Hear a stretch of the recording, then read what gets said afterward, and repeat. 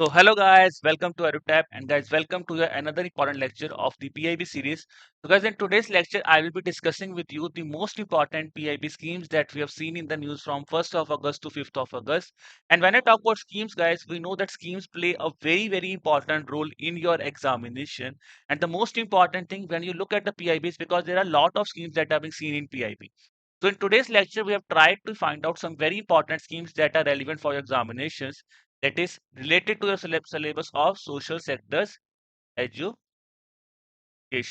And education schemes are being asked here. So if I talk about the prominent schemes that I will be discussing today are the Samagra Shiksha scheme. Then there are two new schemes that we have seen in PIB, that is the PM Yashasvi scheme and the recently launched State University Research Excellence scheme. So before moving with the lectures, guys, if I talk about the relevance of the schemes are relevant both for your phase 1 and phase 2 of the examination. The first thing, if I talk about Samagra Shiksha scheme, let's look at the PYQs on Samagra Shiksha scheme, guys. So Samagra Shiksha scheme, there was a question on Samagra Shiksha scheme, that is in NABARD examination of 2021. There was a question on Samagra Shiksha scheme when it was launched. So let's see about the Samagra Shiksha scheme, that the question that I'm discussing with you. ठीक है, तो पहला question जो मैं आपसे पूछ रहा हूँ, that which of the following are basically the targeted beneficiaries under the Samagra Shiksha scheme. So targeted beneficiaries under the Samagra Shiksha scheme, that is aspirational districts that are being identified by Niti Aayog. Then is the all school children with special focus on girls. Districts with high concentration of SCs and STs population. Is it A and C or is it A, B and C? So if you have remembered the Samagra Shiksha scheme, because it is a flagship scheme, guys, and I think majority of you have revised the Samagra Shiksha scheme. So it is just a revision for those students. If you haven't revised, so to revise it here. So coming to this thing, guys, the answer here is option number. That is all of these are basically the targeted beneficiaries under the Samagra Shiksha Abhiyaan. Then if I talk about the next question is the statements that are correct with respect to this Samagra Shiksha Abhiyaan. The first question is, look at the keyword here. Launch year 2018. Subsumption is of Sarv Shiksha Abhiyaan, Rashtriya Madhyamik Shiksha Abhiyaan. Then is the scheme has been extended till 31st of March 2024. So now guys, focus on the keywords, pause here and try to solve this question. If I talk about this question, so here we know that the third statement here becomes incorrect, because last year in the month of August when the question has been asked, the reason probability will be because Samagra Shiksha Abhiyaan was that year extended till 2026. That is till 31st of March 2026.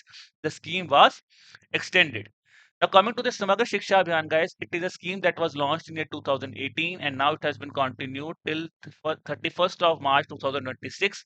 Its nodal ministry is Ministry of Education. And if I talk about Samagra Shiksha Abhiyaan, तो देखो मतलब क्या है, you want to provide education at all level.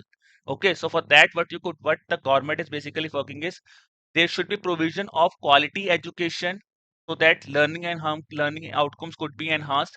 Then because social and gender gap, so we want, it's not just we are focusing only on the education level, we are also focusing on reducing the gender gaps, which means more and more girls enrollment we want to be focused here.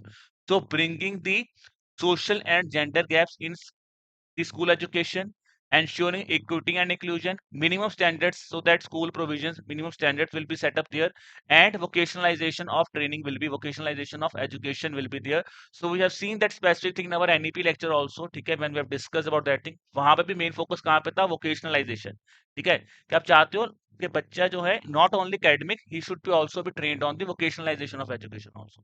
Then the states will be supporting, that is it will also be helping in implementation of the Right to Education Act, that is Right of Children to Free and Compulsory Education Act of 2009. It will not only be focusing on the national institutes, but it will also be focusing on the upgradation of the state central institutions also. Then guys, if I talk about the schemes that have been subsumed, that is Sarv Shiksha Abhiyaan, Rashtriya Madhyamik Shiksha Abhiyaan and the teacher education program. Now, when I talk about targeted beneficiaries include the aspirational districts that are identified by Niti Aayog. Then is there are all school children with special focus on girls. तो मैंने आपको अभी बोला था ना, gender gap को भी reduce करना है, तो यहीं पे देखिए स्पेशल फोकस कहाँ पे हो रहा है, on girls and children belonging to the SC, ST minority communities and transitive, which means equity, inclusion, and reduction in gender gap. So you can see this specific thing in this specific targeting beneficiaries. Then they will also be focusing on the urban deprived children who are affected by the periodic migrations, then preferences will be given to the students who are belonging to educationally backward blocks, special focus districts or border areas. Then it also says that districts with high concentration population of SC, STs and Muslims have been identified as under the or as has been identified as a special focus districts under the scheme. Now, guys, coming to the second specific scheme of the day, that is PM Yashasvi scheme. Again, a very important thing. So, it is a scholarship scheme. Okay. So, first question that needs to be remembered on these kind of schemes are, okay, what is the full form of that specific scheme? If we talk about Yashasvi schemes, it is Young Achievers Scholarship Award Scheme for the Vibrant India. Okay.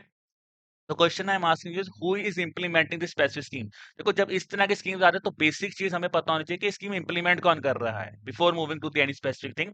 तो PM Yashasvi scheme guys, if I talk about, it is a scheme of ministry of social justice and empowerment. So remember one thing, Yashasvi यानी कि young achiever scholarship will be given for the vibrant India. So it is a scheme of ministry of social justice and empowerment, not of ministry of education. तो this was seen on 3rd of August guys, ठीक है, when Ministry of Social Justice, there was an article on the scholarship for the EWS students that are being provided by the Ministry of Social Justice and Empowerment, and here they have basically described about this PM HSV scheme. It says, if I talk about the schemes, that is under the scheme, a post-matric scholarship will be provided to the economically backward category students, and economically backward category students doesn't mean only economically weaker section students. It means economically backward category में आप include कर सकते हो EWS, OBC or other categories also. So you should also remember this. It means it is economically backward category, not economically weaker section. This is the important thing about the Yashasvi scheme. Okay. So when I talk about the next question is guys, because under the Yashasvi schemes, there are top class schools that is for OBCs, economically backward class and denotified tribes have been running there, and these now will be subsumed here under this Yashasvi scheme.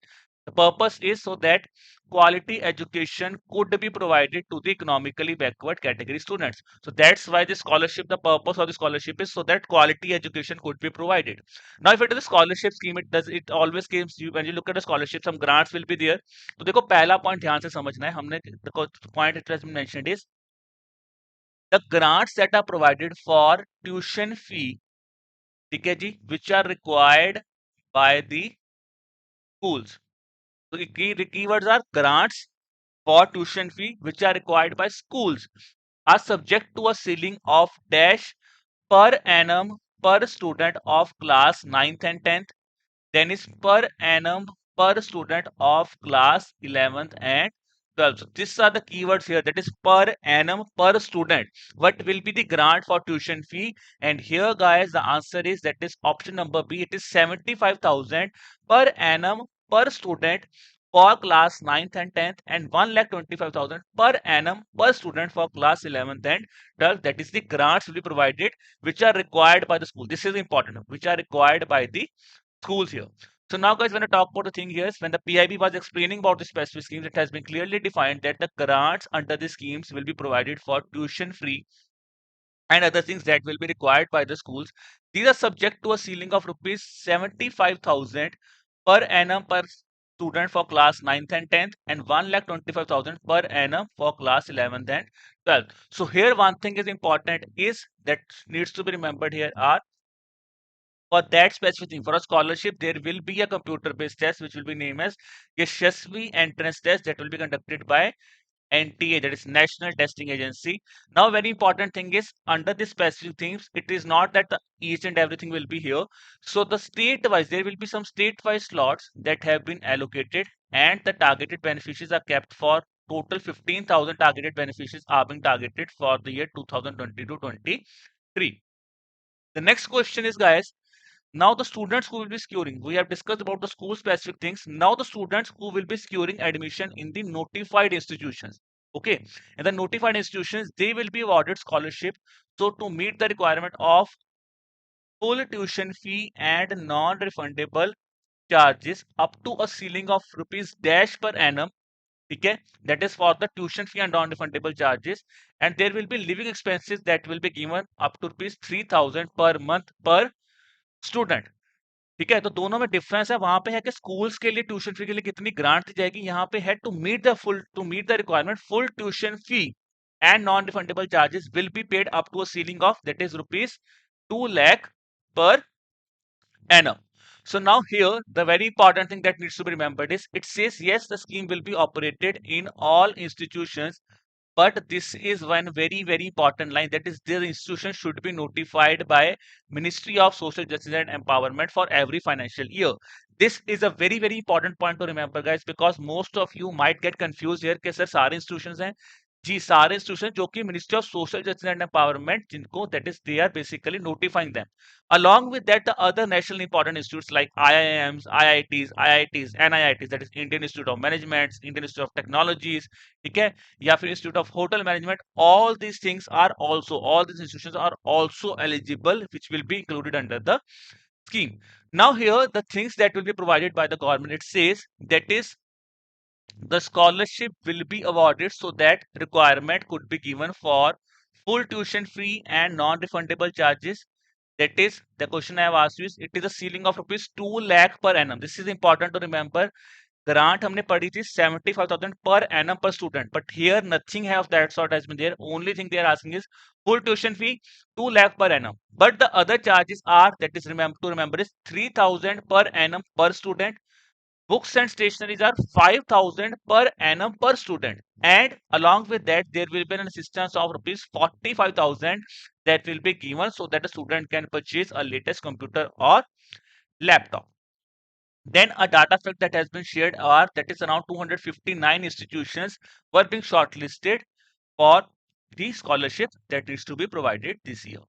Then guys, coming to the last scheme of the day, that is State University Research Excellence Scheme. तो देखो name ही क्या बता रहा है, it will be focusing on the research specific things on the schemes. So if I talk about the State University Research Excellence Schemes, guys, the scheme that is basically launched is for the high-end research at state and private universities. Okay, the new scheme will also help them bring the university scheme so that research systems could be done better. The first question I'm asking you is that which ministry has basically launched this State University Research Excellence Schemes? तो देखो research excellence से university से बात करो तो I think it is easy to answer here. The answer here is, that is option number B, Ministry of Science and Technology. ठीक है, so don't get confused with Ministry of Education. That's why I have brought the Yashasvi scheme and SURE scheme with you, because it is focusing on education, but the schemes are related to three different ministries. ठीक है जी, so if I talk about this specific scheme, so it is being launched basically by SERB. SERB is Science and Engineering Research Board, which is an institution, which is a statutory body under the Department of Science and Technology. This has basically implemented this specific schemes. और अगर मैं scheme की बात करूं, because it is a newly scheme that has been launched, ठीक है, तो there was not that much that has been given in PIB, but we have tried to then again pick a questions that could be formed in your examination. The next question is, the SERB scheme provides research support to active researchers who are belonging to which category of institutions, whether they are state universities, private universities or colleges, self-financed institutions, A and B, or B, A, B and C. So if you have gone thoroughly through the paragraph, तो यहाँ पे भी आप confuse हो सकते हो, because you need a thorough understanding here. So here guys, the answer is option number E, that is A, B and C. ठीक है. If I talk about the scheme says that there will be, that is the research support, they will be basically focusing on the state and private universities and colleges. Along with it will also be including the self-financed institutions also who are working within these universities, so that the research, that is the research work, could be taken here also. So guys, that was all about today's session. So if you have liked the session, kindly subscribe to our YouTube channel. Then guys, to get the access of the PDF of this lecture, kindly subscribe to our Telegram channel, the link for which is given in the description below. Now guys, I hope you have liked this lecture.